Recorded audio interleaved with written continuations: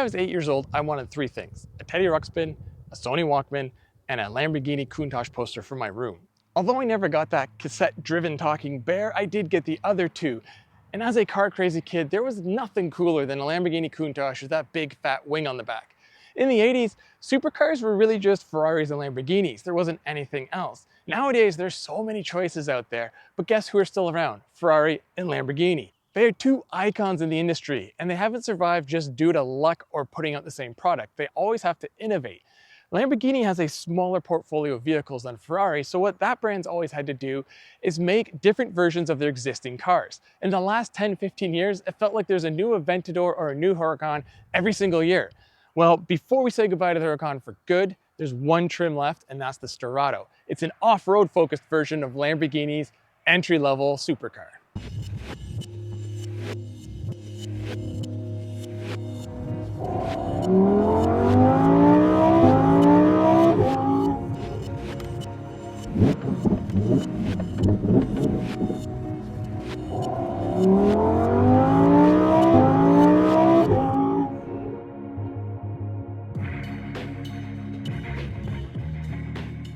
So the Huracan Sterrato kind of is the livable everyday supercar.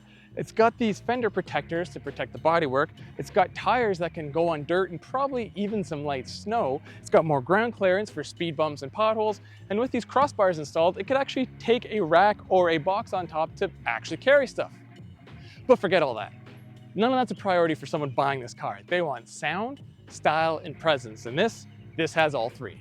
On the outside, the Sterrato has some cool upgrades, like this front underbody protection plate, and it also has the driving lights, which, as you can see, are really meant for off-road use only. There's cladding protecting the side sills and the wheel arches, and you can see there's an extra piece behind the front wheel to help stop stones from getting launched into the back portion of the car. The wheels are Morris forged 19-inch alloys, and there's also black calipers behind them, which are optional for this car. Speaking of optional, the shiny black roof and the matte engine cover are also optional, much like those lights up at the front. These crossbars here are also optional. And on the back, there are the matte black tailpipes, which once again were optional. Like a true rally car, there's actually an air intake on the roof.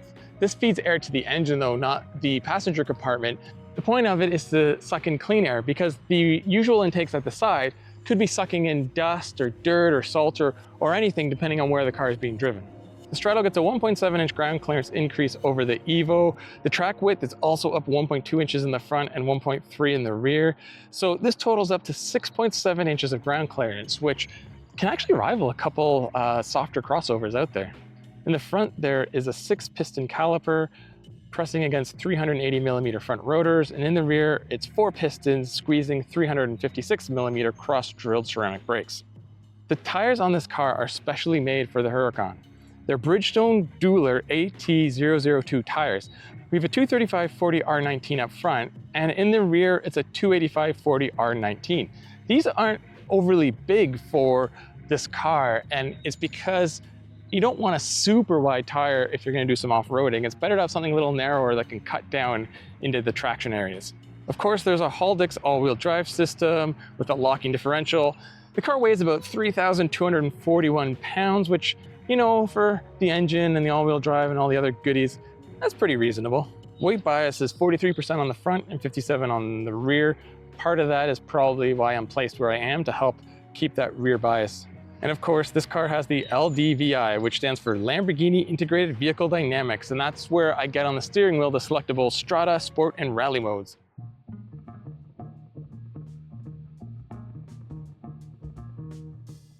So inside, the interior is quite similar to other Huracan models. It just has some Sterrato badging here and there.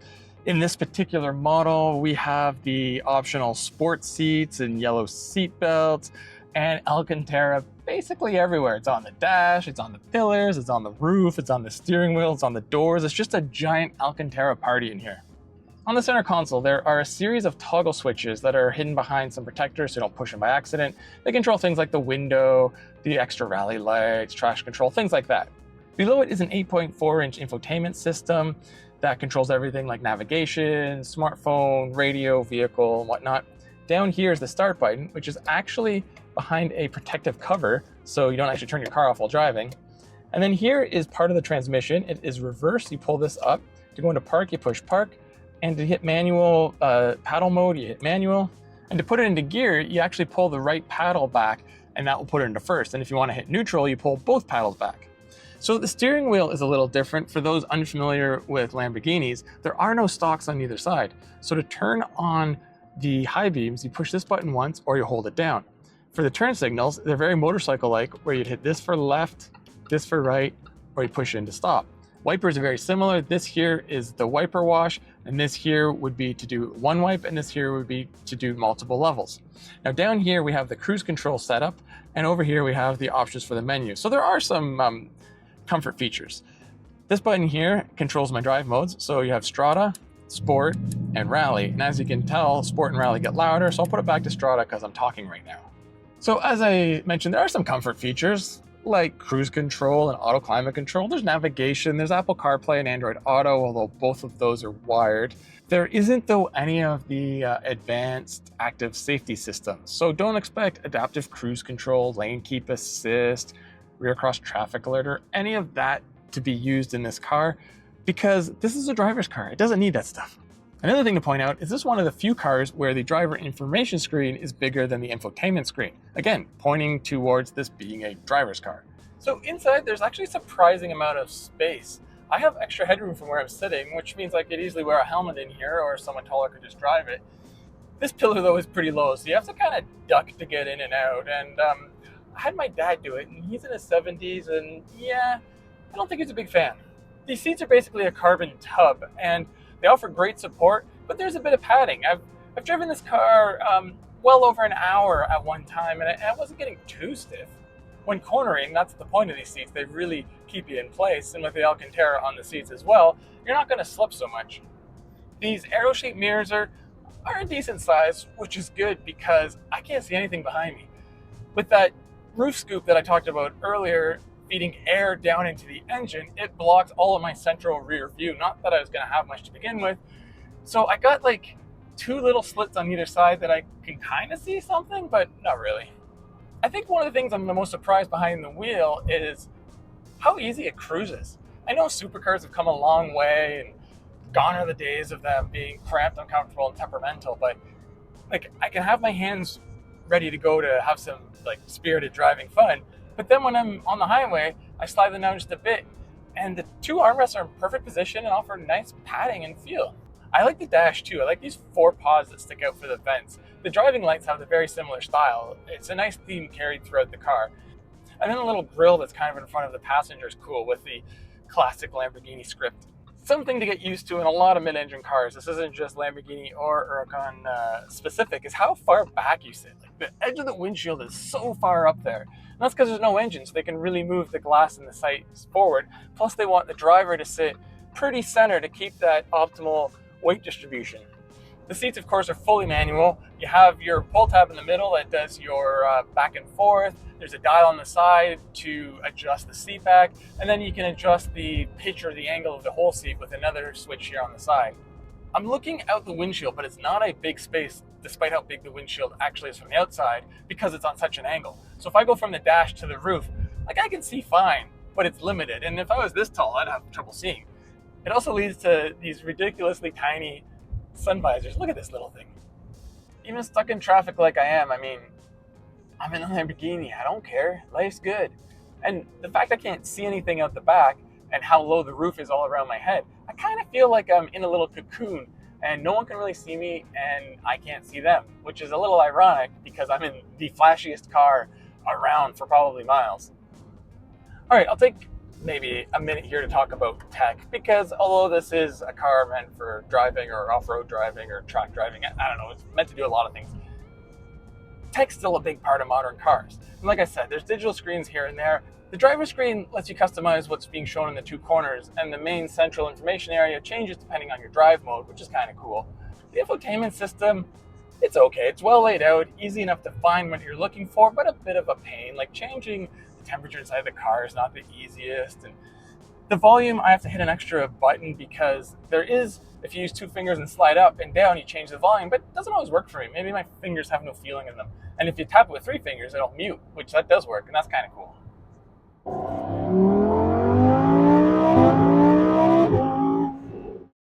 So Strato comes with the 5.2 liter V10, and in this, it's the LP6104, which means this is the 610 horsepower version. It's the low power. I mean, the other Huracan engines make 630 horsepower, so we're not talking a big difference, and one you're probably not going to notice. So I'm a fan of turbos, but when you get to experience a naturally aspirated engine that's so well done as this 5.2 liter V10, you see why some people prefer them. It's got torque and power throughout the band, and maybe it's because it's just behind my head or the exhausts are open, but it just has a mechanical, serious sound. Like, there's no fake pops or cracks or anything in this engine. It's just all business and it's ready to go. Just listen to it.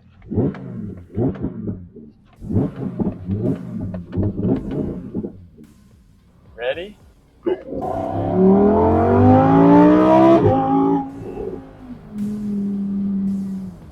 There's just this pure adrenaline you get driving a Lamborghini. It's just a feeling that I can't describe really other than that. It's a tag on all your senses. I can feel the G-force pinning me against the seat as the world flies by. Every gear shift, I can just feel it hammer into the next one. And then there's the sound. That V10 bellowing from right behind my ear is just amazing. I thought I'd become jaded with super fast cars. We have EVs that are doing 0 to 60 in under 3 seconds, and I've driven many of them, and the acceleration is insane.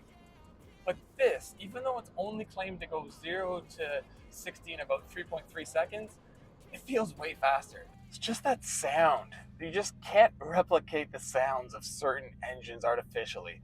This just raw V10, I could just sit here and listen to it all day long.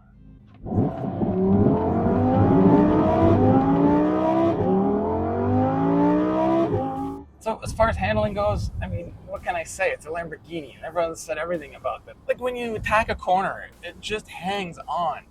There's so much grip, and the weight transfer is so well done. It doesn't feel at all like it's getting out of sorts.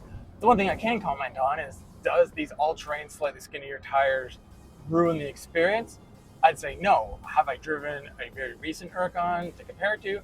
Well, no there as well. But I'm still having a blast, and there's still plenty of grip. Corner, corner, corner, look at it go! Man, the grip, even with these all-terrain tires, whee!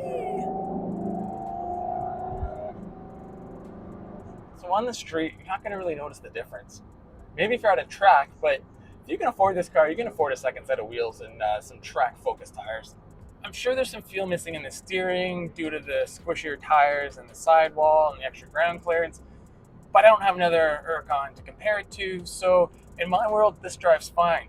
And it's probably worth the trade-off of having more durable tires and higher ground clearance for areas like I live that are under construction, broken roads, traffic calming zones. All that stuff isn't as much of a worry because this rides at normal height and has more normal tires. It's kind of like getting the best of both worlds. You get supercar performance and looks, but everyday sensibility. So there is another thing about driving around a bright yellow Huracan Sterrato, and that is you get a lot of attention. I have had people come up to me every time I stopped the car. I went in to get dog food and I was gone from the car maybe 2 minutes. And when I came out, someone was taking a photo shoot of it. 3 other people were looking at it. I had to stop by my son's school to drop something off. And I became an instant celebrity as the classroom emptied to come look at the car. Neighbors keep coming up. I hear my dog barking because another neighbor's on the driveway looking at the car. I just got gas and I had 4 people come up to me in the span of 2 minutes to talk about the car. So yeah, safe to say, if you want attention, this will get you attention. If you don't want attention, well, maybe you can still get this car in black or gray. You may have noticed that I haven't taken this in the dirt yet. I mean, this is an off-road Lambo. Why? Well, Lamborghini kindly asked me to keep it on the pavement, and I fully get it. This is a very limited edition car, and I think pretty much every single one has been spoken for, including this one. So if I'm someone who's put over 300,000 American, over 400,000 Canadian into a car, I don't want some Yahoo journalist car reviewer ripping around in the dirt and ruining my paint and underside, scraping off rocks and stones. There's also another factor we haven't really talked about, and that's the Lamborghini badge on this vehicle. As I said at the start of the video, this is one of the most iconic sports car, supercar builders of all time.